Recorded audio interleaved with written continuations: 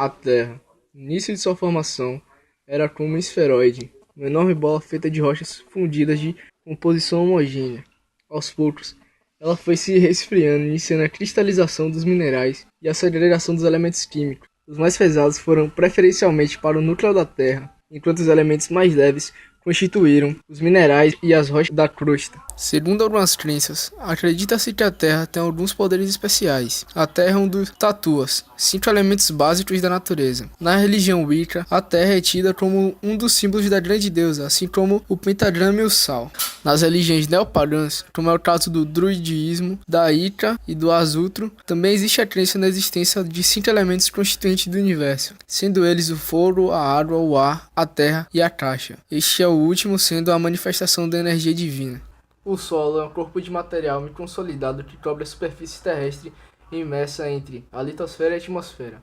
Os solos são constituídos de 3 fases: sólidas, minerais e matéria orgânica, líquida, solução do solo e gasosa, que é o ar. O solo, contudo, pode ser visto sob diferentes óticas. Para o engenheiro agrônomo, o solo é a camada na qual pode se desenvolver vida. Para o engenheiro civil, o solo é um corpo passível de ser escavado, sendo utilizado dessa forma como suporte para construções ou material de construção. Para um biólogo, através da ecologia e da pedologia, o solo interfere sobre a ciclagem biogeoquímica dos nutrientes minerais e determina as diferentes funções do solo. Principal substrato utilizado pelas plantas para o seu crescimento, H2O e nutrientes, disseminação, reciclagem e armazenamento de nutrientes e detritos orgânicos, controle do fluxo da água e ação protetora da qualidade da água subterrânea, habitat para a fauna do solo, abrigar os seres vivos, entre muitas e muitas funções. O solo é a camada mais superficial da crosta. É composto por sais minerais dissolvidos na água, organismos e rochas em decomposição. Existem muitas variações de terreno e terreno dos elementos de um solo, mas basicamente figuram-se 4 camadas principais. A primeira camada é rica em humus, detritos de origem orgânica. Essa camada é chamada de camada fértil. Ela é a melhor para o plantio, e é nessa camada que as plantas encontram-se alguns sais minerais e água para se desenvolver. A outra camada é a camada dos sais minerais. Ela é dividida em 3 partes. A primeira é a parte do calcário, corresponde entre 7 e 10% dessa camada.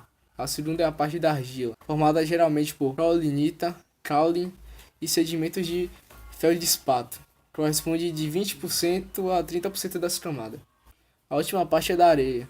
Esta camada é muito permeável e existem espaços entre as partículas da areia, permitindo que entre ar e água com mais facilidade. Essa parte corresponde de 60% 70% da camada é a abertura com magma.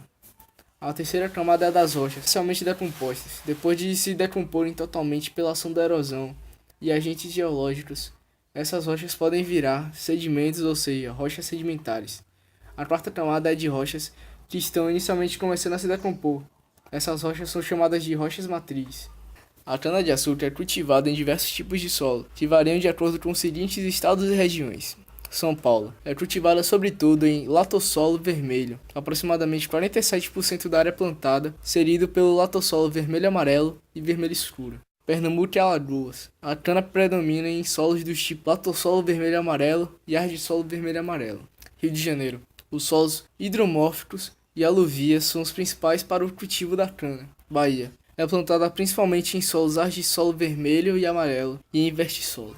Mineração é o ato de extrair substâncias das rochas e do solo, e esta atividade extremamente importante para o desenvolvimento da sociedade tem estado presente em todo o mundo há milênios. No Brasil, os primeiros registros remontam do século XVI, logo após a colonização portuguesa, e entre os primeiros minérios extraídos no território brasileiro. Pode-se destacar o ouro, o diamante, a prata e o ferro, sendo considerado como uma atividade econômica extremamente lucrativa. Boa parte dos minerais presentes nas rochas tem grande utilidade no cotidiano de milhões de pessoas em todo o mundo. Deles são extraídos substâncias metálicas e não metálicas, aplicadas pelo ser humano em diversas atividades nas indústrias metalúrgica, farmacêutica e química, e também na agroindústria e na construção civil. Apesar de nossos mais distantes ancestrais encontrarem sua comida por coleta e caça, eles dependiam indiretamente dos solos, para apoiar o crescimento das plantas comestíveis e das plantas que guiavam a migração dos animais que caçavam.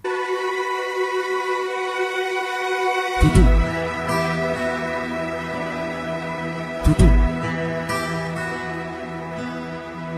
Tudo.